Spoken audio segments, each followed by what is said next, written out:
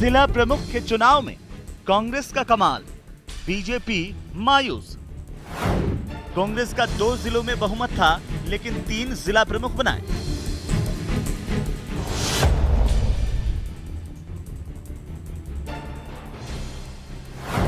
बारह में बहुमत होते हुए भी बीजेपी जिला प्रमुख नहीं बना सकी। मंत्री प्रमोद जैन भाया की माया, क्रॉस वोटिंग से उर्मिला जैन बनी जिला प्रमुख।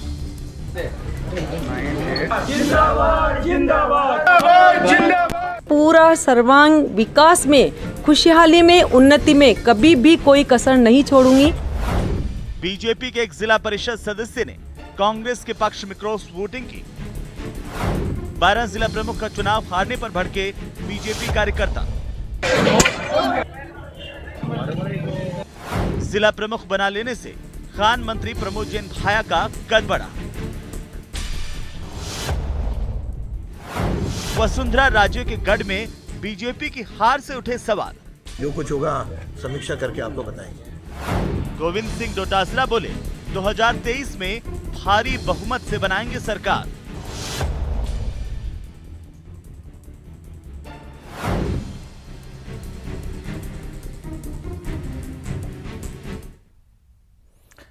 नमस्कार, स्वागत आप सभी का न्यूज 18 राजस्थान पर दोपहर की 2 टूक में। मैं हूं आपके साथ हेमंत कुमार। राजस्थान के पंचायत चुनाव में कांग्रेस का डंका बजा है। 4 में से 3 जिला प्रमुख कांग्रेस के बने हैं। 30 में से 19 प्रधान कांग्रेस के जीते हैं। बीजेपी को पंचायत चुनाव में करारा झटका लगा है। इस पंचायत चुनाव में कांग्रेस ने बड़ा उलटफेर करते हुए 4 में से 3 जिलों में अपने जिला प्रमुख बना लिए हैं, जबकि बीजेपी केवल कोटा में जिला प्रमुख बना पाई है। 12 में बीजेपी को बढ़त होने के बावजूद क्रॉस वोटिंग की वजह से कांग्रेस उम्मीदवार और मंत्री प्रमोद जैन भाया की पत्नी उर्मिला जैन जिला प्रमुख बनी हैं।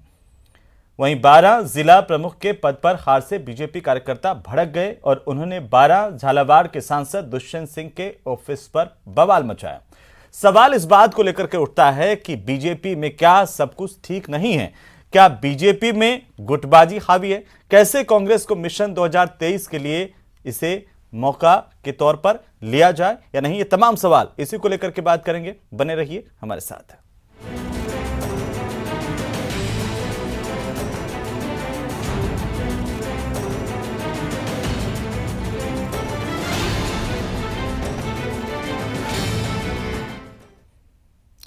तो दोपहर की 2 टूक में आज बात करने के लिए हमारे साथ खास पैनल मौजूद हैं। उससे तारुफ आपका मैं करवा दूं। हमारे साथ राजवेंद्र आर्य हैं, कांग्रेस के नेता, साथ ही साथ आशीष चतुर्वेदी भारतीय जनता पार्टी के नेता हमारे साथ हैं। अवधेश आकोदिया हैं, वरिष्ठ पत्रकार के तौर पर इस पूरी बातचीत का हिस्सा बनने के लिए आप सभी का बहुत बहुत स्वागत है। और सबसे पहले आज शुरुआत में करूंगा अवधेश जी आपसे, क्योंकि ये जो नतीजे कांग्रेस अपने तरीके से इन्हें देख रही है कि कह रही है कि उत्साहजनक नतीजे हैं। बीजेपी की तरफ से ये कहा जा रहा, सतीश पूनिया ने ट्वीट किया, उनका बयान आया कि राजस्थान के राजनीतिक इतिहास में किसी विपक्षी दल का पंचायती राज चुनाव में ये शानदार प्रदर्शन है। कैसे इसको देखा जाए? इन नतीजों के मायने आपके तौर पर क्या हैं?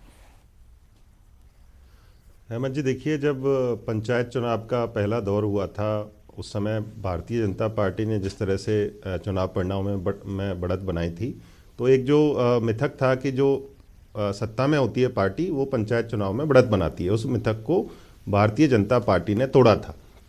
लेकिन बाकी जो दौर हुए आगे के, उनमें भारतीय जनता पार्टी उस बढ़त को बरकरार नहीं रख पाई और कांग्रेस ने अच्छी उसमें वापसी की। इसके बावजूद भी जो जिला प्रमुखों की टैली है पूरी की पूरी, 33 यहाँ पर जिला प्रमुख हैं, उसमें से 18 भारतीय जनता पार्टी के हैं। तो यदि उस नजरिए से देखें तो भारतीय जनता पार्टी को ओवरऑल पूरे राजस्थान में बढ़त बरकरार है अभी भी। लेकिन अब प्रधानों की बात करेंगे तो प्रधानों में उस तरह की बढ़त नहीं है। अब पहले दौर में जो भारतीय जनता पार्टी को बढ़त मिली थी उसका एक सबसे बड़ा कारण यह था कि उस समय जो बगावत हुई थी कांग्रेस के भीतर, उस बगावत से कांग्रेस उभर नहीं पाई थी। संगठन नाम की कोई चीज नहीं थी, क्योंकि पीसीसी अध्यक्ष और उनकी पूरी कार्यकारिणी को बर्खास्त कर दिया गया था। तो उस दौर का फायदा भारतीय जनता पार्टी ने उठाया और कांग्रेस को वहां पर मात दी। लेकिन आगे के जो चरण हुए उनमें भारतीय जनता पार्टी अपने इस प्रदर्शन को बरकरार नहीं रख पाई और कांग्रेस ने अच्छी वापसी की। अब दोनों दल अपने अपने हिसाब से इसका विश्लेषण करते हैं इसका असर बताते हैं। कांग्रेस कहती है कि हमने अच्छा प्रदर्शन किया है, 2023 के विधानसभा चुनाव में इसको दोहराएंगे। लेकिन जो पंचायतों के चुनाव होते हैं उनके मुद्दे अलग होते हैं, उनका वोटिंग पैटर्न अलग होता है, उसका विधानसभा चुनाव से कोई लिंक आज तक के चुनावों में देखने को नहीं मिला है। ठीक है, आशीष चतुर्वेदी जी, अवधेश जी भी कह रहे हैं कि भारतीय जनता पार्टी का जो प्रदर्शन कहीं ना कहीं वो बाद में बरकरार नहीं रह पाया। कैसे इसको देखा जाए, क्योंकि 12 में आपको बहुमत होने के बावजूद भी जिला प्रमुख नहीं बन पाया, तो क्या यह माना जाए कि बीजेपी में सब कुछ ठीक नहीं चल रहा है? हेमंत जी, कल जो रिजल्ट आए हैं जिला प्रमुख के, उसके साथ ही यहाँ पे जो उपचुनाव हुए थे पंचायत समिति सदस्यों के और जिला परिषद सदस्यों के और नगर पालिका के, उसके भी परिणाम आए हैं। आप देखिए, कल 12 अन्य जिलों में भी पंचायत समिति सदस्यों के परिणाम आए उपचुनावों के। भारतीय जनता पार्टी 12 में से 6 उपचुनाव जीतती है, कांग्रेस महज 3 सीटें प्राप्त करती है, 2 निर्दलीय जीतते हैं और 1 सीट जो है आरएलपी की आती है। आप देखिए, जिला परिषद में भी हम 1 सीट जीतते हैं और बड़े अंतर से जीते, 5000 के अंतर से हमने भीलवाड़ा जिले में वो जो है वो सीट जीती है। आप देखिए, ये जो कल 4 जिलों के परिणाम आए हैं, इसमें देखिए 3 मंत्रियों की प्रतिष्ठा दांव पर थी। कोटा में शांति धारीवाल, आप देखिए कोटा में एक तरह से भारतीय जनता पार्टी ने कांग्रेस का सुपड़ा साफ कर दिया है। 5 में से 4 पंचायतों में हमने अपने प्रधान बनाए हैं और जिला प्रमुख बनाने में सफल रहे हैं। जहाँ तक 12 की बात है, आप देखिए सबको पता है कि भारतीय जनता पार्टी के पक्ष में ही वहाँ पे लोगों ने अपना जो है वोटिंग किया था और हमको 13 वहाँ पे जिला परिषद के सदस्य जीते थे। और जहाँ तक प्रमोद जैन भैया मंत्री जी की बात है, आप देखिए उनके गढ़ में अंता में भारतीय जनता पार्टी ने अपना प्रधान बनाया है। इसी तरह से अगर करौली की बात करें तो रमेश मीणा जी ये भी कैबिनेट मंत्री हैं सपोर्टरा से, यहाँ पे भी भारतीय जनता पार्टी अपना प्रधान बनाने में सफल रही है। तो देखिए, जैसा अवधेश जी बोल रहे थे कि सत्ताधारी दल को हमेशा फायदा होता है, लेकिन पहली बार अगर आप देखें तो भारतीय जनता पार्टी ने इस मिथक को तोड़ा है। आप 2010 के आंकड़े देख लीजिए, जब कांग्रेस की सरकार थी तो 2010 के अंदर जब कांग्रेस की सरकार थी तो कांग्रेस के 24 जिला प्रमुख बने थे और भारतीय जनता पार्टी के केवल 8 बने थे और 1 इंडिपेंडेंट का जिला प्रमुख बना था। 2015 में जब भारतीय जनता पार्टी की सरकार थी तो हमने 21 जिला प्रमुख बनाए थे और कांग्रेस के 12 बने थे।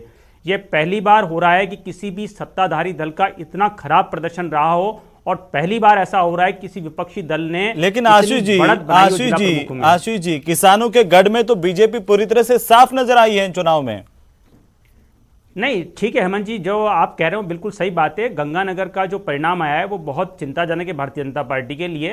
अभी विधानसभा चुनाव में हमारे पास 2 साल हैं और भारतीय जनता पार्टी निश्चित रूप से वहां पे करेक्शन करेगी। ठीक है, राजेंद्र आर्य जी, इस पर आपका मैं कमेंट चाहूंगा कि कैसे आप इसको देख पा रहे हैं। क्या 2023 की राह में एक बड़ी सफलता आप इसे देख रहे हैं? देखिए हेमंत जी, लगातार 2018 के बाद में चाहे उपचुनाव हो, चाहे पंचायतों के चुनाव हो, चाहे स्थानीय निकायों के चुनाव हो, सभी चुनाव में कांग्रेस ने बेहतरीन प्रदर्शन किया है। और फिर मैं आपको बताना चाहता हूं कि ये बहुत ही अपने मतलब इनके अध्यक्ष जी बड़ी अजीब सी बात करते हैं कि हमारा अच्छा प्रदर्शन रहा है। तो मैं बताना चाहता हूँ 568 पंचायत समितियों के जो सदस्यों के चुनाव थे उसमें 278 पे कांग्रेस जीती, भाजपा 165 पर आई। जिला परिषद के जो चुनाव थे उसमें 62 कांग्रेस जीती और 36 पे भाजपा आई। तो आप देखिए ना, तुलनात्मक दृष्टि से ये हमारे कहीं नज़दीक भी नहीं है। रही बात कोटा की, तो कोटा का जो परिणाम आया उसमें 10 सदस्य हमारे जीते थे।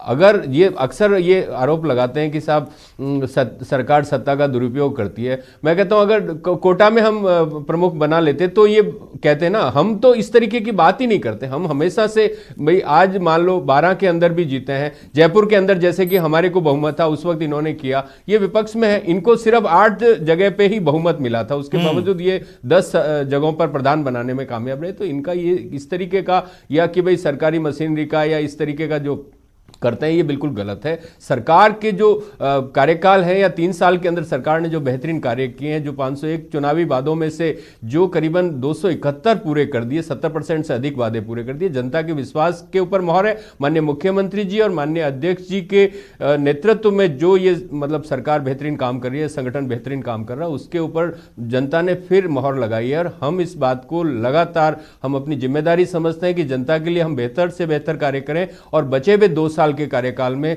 हम मतलब ये कड़ी से कड़ी जोड़कर ग्राम सभा से लेकर लोकसभा तक, लोकसभा में हमारे जैसे प्रतिनिधि नहीं है, लेकिन उसके बावजूद भी आपको पता होगा कि पंचायत के चुनाव में कांग्रेस ने बेहतरीन प्रदर्शन किया है। कल मतलब स्थानीय सांसद के चुनाव मतलब उनके दफ्तर के ऊपर पथराव भाजपा कार्यकर्ताओं ने किया। तो आप देख लीजिए इनके अंदर आपसी गुटबाजी इतनी चरम पर पहुंच गई है कि जो भाजपा के सांसद है उनके कार्यालय पे भाजपा के कार्यकर्ता पथराव करते हैं।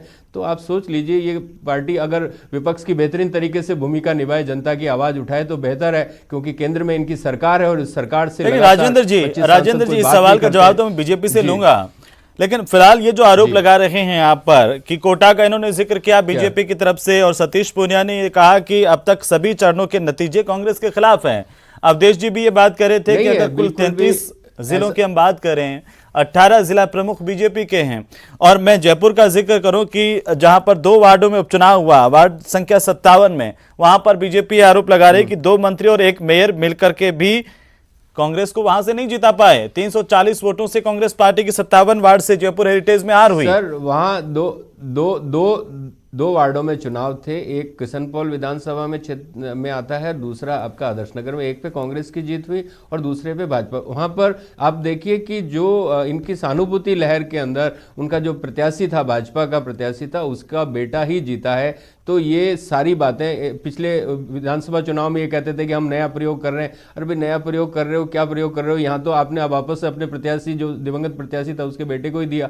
तो ये सब बातें, भाजपा की कथनी और करनी में बहुत फर्क है। ऐसा कुछ भी नहीं है। कांग्रेस पार्टी के कार्यकर्ता, नेता, सरकार, संगठन सब लोग बेहतरीन तरीके से काम कर रहे हैं और हम एक जवाबदेही के साथ काम कर रहे हैं। जहां तक विपक्ष की बात है, राजस्थान में विपक्ष नाम का कोई चीज नहीं है। विपक्ष से ज्यादा आंदोलन जनता के लिए हमने किए हैं सरकार में रहते हुए। आज इस बात का आप एक एक मतलब आंदोलन उठा के देख लीजिए, ये कहीं जाने की स्थिति में नहीं है। इनके सांसद जो 25 सांसद जीते हुए राजस्थान हितों की बात नहीं करते हैं, ना राजस्थान के लिए योजनाएं लाते हैं, ना केंद्रीय सहायता की बात होती है। राजस्थान राज्यों के हिस्से का लगातार बजट घटाया जा रहा है, जीएसटी का बकाया दिया नहीं जा रहा, कंपनसेशन दिया नहीं जा रहा और केंद्रीय योजनाओं को लगातार घटाया जा रहा है। तो राजस्थान बहुत अभावग्रस्त प्रदेश है और जो भी चीजें राजस्थान को मिलनी चाहिए, राजस्थान के जो सांसद है उनको करना चाहिए। और विपक्ष के लोगों से हमारी ये गुजारिश है कि वो राजनीति करने की बजाय केंद्र से कुछ अच्छी मांग करें, केंद्र से अच्छी योजनाएं लाएं। जल जीवन मिशन की बात हो, चाहे ईस्ट राजस्थान कैनाल प्रोजेक्ट की बात हो, उसमें केंद्रीय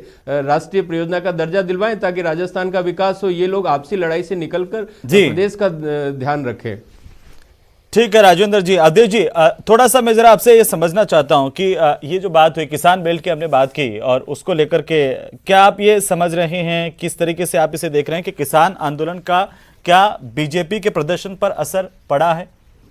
और चूंकि ये बात जो है वो कांग्रेस की तरफ से भी ये कहा जा रहा, बीजेपी की तरफ से भी 2023 का सीधा सीधा, तो उसको देखते हुए कैसे आप इसे देख रहे हैं?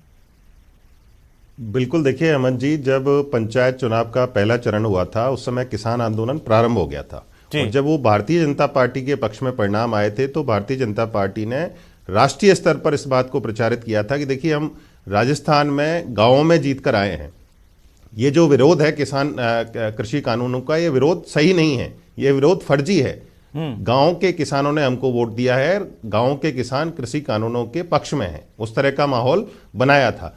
हालांकि जब बाकी के दौर हुए जब और भारतीय जनता पार्टी को उतनी सफलता नहीं मिली तो इस तरह की बातें भारतीय जनता पार्टी की तरफ से देखने को नहीं मिली। राजस्थान में जो गंगानगर और हनुमानगढ़ में ज़्यादा किसान आंदोलन के समर्थन में आपको समर्थन दिखाई देता था वहां पर, और वहां के जितने भी किसान संगठन हैं, किसान वहां पर सक्रिय थे, आंदोलन सक्रिय रूप से वहां पर आपको दिखाई देता था। तो वहां पर भारतीय जनता पार्टी का जिस तरह का प्रदर्शन रहा है और कृषि कानून वापस लेने के बाद जिस तरह का प्रदर्शन रहा है वो निश्चित रूप से पार्टी के लिए चिंताजनक है। और पार्टी किस तरह से, क्योंकि कृषि कानून वापस होने के बावजूद भी वहाँ के जो लोग हैं, वहाँ के जो किसान हैं स्पेशली, वो भारतीय जनता पार्टी को वोट नहीं कर रहे हैं। तो भारतीय जनता पार्टी को निश्चित रूप से अपनी रणनीति पर पुनर्विचार करना पड़ेगा कि किस तरह से किसानों की नाराजगी को दूर किया जाए और फिर से पार्टी से उनको जोड़ा जाए। ठीक है अवधेश जी। आशीष चतुर्वेदी जी, जल्दी से इसका जवाब दीजिए कि क्या एक तो ये चिंता की बात है और कांग्रेस भी आरोप लगा रही, क्या एक तो ये चिंता की बात है कि बीजेपी के भीतर सब कुछ ठीक नहीं चल रहा है अब जो 12 की स्थिति नहीं, है, हेमंत जी, देखिए आपके भारतीय जनता सांसद के पार्टी- कार्यालय पर पथराव भारतीय जनता पार्टी के कार्यकर्ता ही करते हैं, वहां के विधायक के उस पर भी जाकर के उनके सामने प्रदर्शन होता है तो वो भी बीजेपी के कार्यकर्ता ही करते हैं। तो उसको क्या क्या माना जाए, कैसे समझा जाए इसे कि क्या सब कुछ ठीक नहीं चल रहा? और सवाल इस बात को लेकर के भी, क्या ये वसुंधरा राजे के गढ़ में भारतीय जनता पार्टी की विफलता है या सीधे तौर पर प्रदेशाध्यक्ष के नेतृत्व में बीजेपी की नाकामयाबी है? नहीं हेमंत जी, ये दोनों ही बातें सही नहीं है जी देखिए, जहां तक बात है कार्यकर्ताओं के जो प्रदर्शन करने की, तो भारतीय जनता पार्टी आंतरिक स्तर पर इसकी जांच कर रही है और जो भी तथ्य होंगे वो 1-2 दिन में सामने आ जाएंगे। और जहां तक अभी आप बात कर रहे थे किसान आंदोलन की, तो देखिए कि पहला चरण जो हुआ था वो दिसंबर 2020 में हुआ था और ये तब हुआ था जबकि किसान आंदोलन अपने चरम पर था। आप देखिए उस दौरान भी भारतीय जनता पार्टी ने बहुत बड़ी जीत हासिल की थी। आप देखिए अभी भी देखिए, हम बात करें ओवरऑल 33 डिस्ट्रिक्ट में से 18 में हमारे जिला प्रमुख बने हुए हैं, कई जगह पे हमारे प्रधान हैं। आप देखिए तो ऐसा नहीं है कि इसका कोई इम्पैक्ट है। मतलब आप झालावाड़ में हमारा जिला प्रमुख है, कोटा में हमारा जिला प्रमुख है, भीलवाड़ा में हमारा जिला प्रमुख है, उदयपुर में हमारा जिला प्रमुख है, जयपुर में हमारा जिला प्रमुख है, बीकानेर में हमारा जिला प्रमुख है। तो इससे काफ़ी, हाँ बीकानेर में नहीं, तो काफ़ी जगह पे हमारा जिला प्रमुख है। आप देखिए तो सीकर में आप देखिए प्रदेश अध्यक्ष के यहाँ पे हमारा जिला प्रमुख है। आप देखिए तो ऐसा नहीं है। और जनता से जहाँ तक प्रदेश की जनता की बात है, आप देखिए चाहे युवा वर्ग देख लीजिए, बेरोजगार वर्ग देख लीजिए, किसान वर्ग देख लीजिए, महिला वर्ग देख लीजिए, दलित वर्ग देख लीजिए, सारे जो हैं सब सरकार से पीड़ित हैं और भारतीय जनता पार्टी इनके लिए बहुत अच्छे से आंदोलन कर रही है। जगह जगह पर हमारी जो है जन आक्रोश रैली हो रही है और जनता का बहुत अच्छे से हमको समर्थन मिल रहा है। उसके बावजूद भी तो आपके कार्यकर्ता दुष्यंत सिंह के कार्यालय पर प्रदर्शन करते हैं, छबड़ा विधायक के खिलाफ नारेबाजी करते हैं। हेमंत जी, मैंने कहा ना कि पार्टी अपने स्तर पर इसकी जांच कर रही है कि कहां हुआ। तो देखिए, कार्यकर्ता ये होता आपके क्या, गुप्त नेतृत्व मतदान होता से है, आपको खुश पता नहीं है, और ऐसा उसके निर्णयों से खुश नहीं नहीं, है। इसमें नहीं, ऐसा कुछ नहीं है, ऐसा कुछ नहीं है। इसमें नेतृत्व वाली कोई बात ही नहीं है। देखिए ये गुप्त मतदान होता है, इसमें कोई व्हिप जारी होता नहीं है, इसमें कोई व्हिप का उल्लंघन होता नहीं है। तो ये पता लगाना थोड़ा डिफिकल्ट होता है सबके लिए। ऐसा नहीं कि पहली बार ऐसा हुआ है कि क्रॉस वोटिंग हुई है। मतलब अमूनन इस तरह की घटनाएं होती रहती है हर चुनाव में जी। लेकिन उसके बावजूद भी आप जितने गिना रहे हैं कि यहाँ पर सरकार की विफलता रही, कांग्रेस की विफलता रही, उसके बावजूद भी तो एक जनता का जो समर्थन है वो कांग्रेस को मिल रहा है।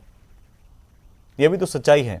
हेमंत जी, कल मैंने आपको बताया 3 मंत्रियों का बता दिया। अभी जहाजपुर में कल जिला परिषद का उपचुनाव हुआ था। आप देखिए ये जो इनके कांग्रेस के राष्ट्रीय मंत्री धीरज गुर्जर जी, उनका क्षेत्र आता है, उनके पसंद का उम्मीदवार था। वहाँ भारतीय जनता पार्टी ने 16,000 टोटल मत हैं, उसके अंदर 4,500 के बड़े अंतर से जीत हासिल की है। अभी आप बता रहे थे जयपुर शहर में इनके 3 मंत्री लगे हुए थे, मेयर लगे हुए थे, 2 एमएलए लगे हुए थे। उसके बावजूद इनकी मुख्यमंत्री यहाँ रहते हैं। आप देखिए तब जाके इनकी यहाँ पे हार हुई है। तो जनता कहाँ खुश है? राजेंद्र आर्य, जल्दी से जवाब दीजिए इसका। राजेंद्र आर्य जी, मैंने आपको बताया ना कि पंचायत समितियों के 568 में से 278 सदस्य जीते और जिला परिषद के 62 जीते और इनके 36 जीते। तो आपको परिणाम का तुलनात्मक दिखता है कि कितना बड़ा मार्जिन है हमारा।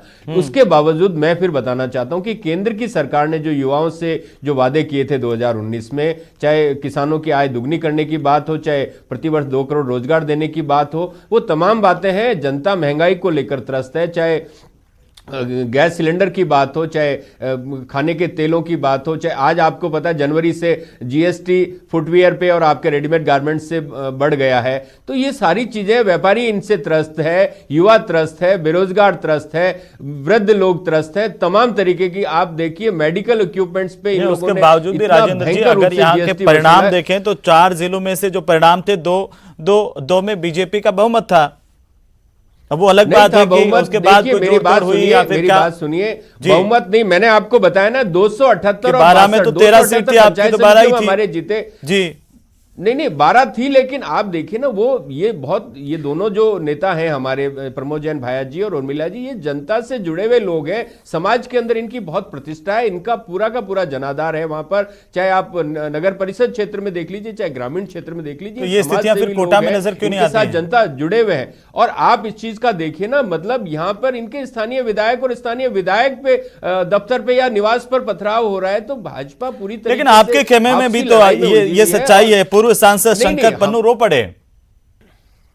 नहीं उसमें देखिए, और उन्होंने ये कहा है कि कांग्रेस में काम की कद्र नहीं है। देखिए, आपने अगर सुना होगा तो कि हम बेहतर कार्य करेंगे। आज जी। देखिए ना, प्रमुख पद के लिए एक व्यक्ति को चुनना होता है, पार्टी ने एक व्यक्ति को उम्मीदवार बनाया, उसके बाद में उनके लिए बहुत सारे ऑप्शन खुले हैं। वो लगातार सरकार में या संगठन में उनको कोई ना कोई भरोसा दिलाया गया है, उसके साथ में वो काम करेंगे। और बहुत वरिष्ठ नेता है, पहले सांसद भी रह चुके हैं, तो शंकर पन्नू जी बड़े नेता हैं और उस एरिया में उनका जनाधार भी है, उसके आधार पर वो काम करते हैं और संगठन के लिए लगातार काम कर रहे हैं। अलग अलग जगहों पे वो काम करते हैं। पिछली मतलब कार्यकारिणी में भी उपाध्यक्ष थे और आने वाले समय में पार्टी उनका बेहतर तरीके से उपयोग करेगी, इसमें कोई संशय नहीं होना चाहिए। और जहां तक प्रमुख की बात है तो हाँ। एक ही आदमी को दिया जाता है, तो पार्टी का या आलाकमान का जो लेकिन फैसला है, राजेंद्र उसके जी, लिए किसी राजेंद्र को जी भी कोई उन्होंने कहा, ऐतराज नहीं है। रात को 12 बजे तक तो ऑब्जर्वर ने उनको कहा था कि आप ही होंगे, सुबह बदल दिया गया और सुबह देखिए, ये उन्होंने रणनीतिक आरोप फैसले लगाया। होते हैं जो चलिए, संगठन स्तर पे आशीष जी लिए के पास जाते हैं, आता हूं। उसमें आशीष जी, आप आशीष जी, देखिए ना, आप पर ये उस चीज को आप पर ये कहा उनको- जाता है उनको उस कांग्रेस तरीके पार्टी से बना लगातार लिया ये गया, आरोप तो लगा वो रही कोई है बात महंगाई को नहीं है। लेकर। मैं आता हूं सर, आता हूं, वापस आ रहा हूं, मैं आ रहा हूं। एक छोटा सा कमेंट ले लूं आशीष जी के पास से। आशीष जी, जो आर्य साहब हैं वो ये आरोप लगा रहे हैं कि जनता आपसे त्रस्त है, महंगाई का आपने वादा किया, बेरोजगारी ज्यादा बढ़ गई, कोरोना की विफलता रही पूरे देश में। देखिए हेमंत जी, अगर हम महंगाई की बात करें जी, तो राजस्थान में देश के सभी राज्यों की तुलना में सर्वाधिक महंगी बिजली है। अगर हम पेट्रोल और डीजल की बात करें तो राजस्थान में पंजाब की तुलना में, दिल्ली की तुलना में, गुजरात की तुलना में, उत्तर प्रदेश की तुलना में, हरियाणा की तुलना में 10-10 रुपये पेट्रोल और डीजल ज़्यादा महंगा मिल रहा है। आप देखिए, एक मिनट, भोपाल का और भोपाल में हेमंत भी जी, तो अगर हम बात रेट करें पता कर बेरोजगारी लीजिए। की, तो पिछले कई महीनों से राजस्थान पूरे देश में बेरोजगारी में नंबर 2 पे बना हुआ है। आप देखिए, यहाँ के मुख्यमंत्री घोषणाएं करते हैं और उन घोषणाओं को धरातल में उतरती नहीं है। आप देखिए, इस सरकार ने घोषणा की है कि साहब हम 1,78,000 लोगों को नौकरियां देंगे। इनकी बजटीय घोषणाएं हैं। आप देखिए आशीष जी, और लेकिन अगर हम नंबर 2 बात तो करें बता दिया जमीनी आपने, स्तर नंबर पर, 1 नहीं जमीनी बताया। स्तर पर- वो आप ही का जो है वो शासित राज्य है बेरोजगारी के नहीं, तो देखिए, दर के प्रदेश की मामले को जनता तो लेकर के। प्रदेश की जनता, प्रदेश का जो युवा है वो तो त्रस्त है ना यहाँ हाँ, की सरकार से। जी। प्रदेश का युवा यहाँ पे कांग्रेसी सरकार से त्रस्त है। आप किसान देख लीजिए, बिजली को देकर के किसान को डीजल से भी काम पड़ता है, ठीक है डीजल भी यहाँ पे महंगा है। राजेंद्र जी, तो यहाँ पे कम कोई समय, वर्ग उसके ऐसा बाद नहीं में जो खुश अवधेश जी है। के पास जाऊंगा फाइनल कमेंट के लिए, जवाब दीजिए इनका। देखिए, किसानों की बिजली ने, सरकार ने 12,000 करोड़ के कोष की व्यवस्था की है और उसमें उनको 1,000 रुपये के बिल की माफी, और कई किसानों के बिल, जो छोटे किसान हैं, मझोले किसान हैं, उनका बिल शून्य भी आ रहा है। तो सरकार ने किसानों के लिए अलग से विद्युत वितरण कंपनी की और अलग किसी बजट की बात की थी। तो अगले जो बजट आएगा उसके अंदर आप देखेंगे लगातार सरकार, पिछली सरकार ने जो किसानों के लिए घोषणा की थी वो घोषणा पूरी नहीं हुई, उस घोषणा को हमने पूरा किया है बजट के अंदर, उसका प्रावधान करके 12,000 करोड़ का, और अब तक 18,000 करोड़ की सब्सिडी किसानों को बिजली के पेटे दी जा चुकी है। तो किसानों के बिजली के लिए इनके मुंह से बातें ठीक नहीं लगती है। किसानों के कर्ज माफी की बात भी पिछली सरकार ने की थी, लेकिन उसका पैसा भी 8,000 करोड़ रुपया कांग्रेस की सरकार ने पूरा मतलब उनका ऋण माफ किया। तो ये बातें, ये सिर्फ 1,000 ये तो करोड़ आप पर आरोप लगा रहे हैं कि आपने किसानों से कांग्रेस की कर्ज माफी सरकार का ने वादा नहीं, किया, उसको नहीं, निभाया नहीं। मैं आप वादा इन पर आरोप लगा रहे राजस्थान हैं, सरकार किसान के, बीच में देख रहे हैं राजस्थान खड़े होकर के कि हमारा वादा राजस्थान कौन पूरा सरकार के करेगा। हिस्से में जो भी था ना, चाहे कोऑपरेटिव बैंक का था, चाहे ये भूमि सुधार बैंकों का था, उसके अलावा जो